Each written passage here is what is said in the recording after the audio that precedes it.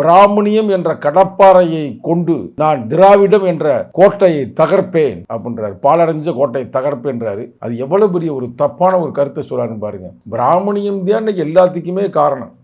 அந்த பிராமணிய கடப்பாறை தான் பாபர் மசூதியை அடிச்சது. அந்த பிராமணிய கடப்பாறை தான் குஜராத்தில் கலவரம் பண்ணது. அந்த கடப்பாறை தான் பிராமணிய கடப்பாறை தான் பில்கிஸ் பானுவை வைத்த கிழிச்சது. அந்த கடப்பாறை தான் இங்கே நம்ம தமிழ்நாட்டில் கீழ் வெண்மணியில் 44 உயிர்களை கொண்டது, குழந்தைகள் உட்பட பெண்கள் உட்பட. அந்த கடப்பாறை தான் சாதின்ற வெறி பிடிச்சி மேலாவளவு சென்னகரம்பட்டியில் 6-7 பேரை போட்டு தள்ளுனது.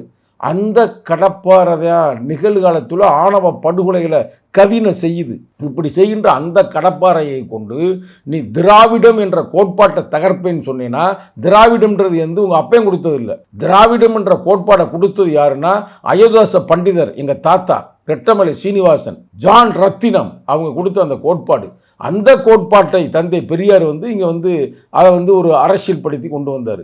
அப்போ அந்த கோட்பாட்டை தகர்ப்பதற்கு, அதாவது நான் அதை உடைப்பேன் அப்படின்னு டயலாக் சொன்னாலே ஏன் கையை உடைக்கக்கூடாது அப்படின்னு நாங்களும் சொல்லுவோம்.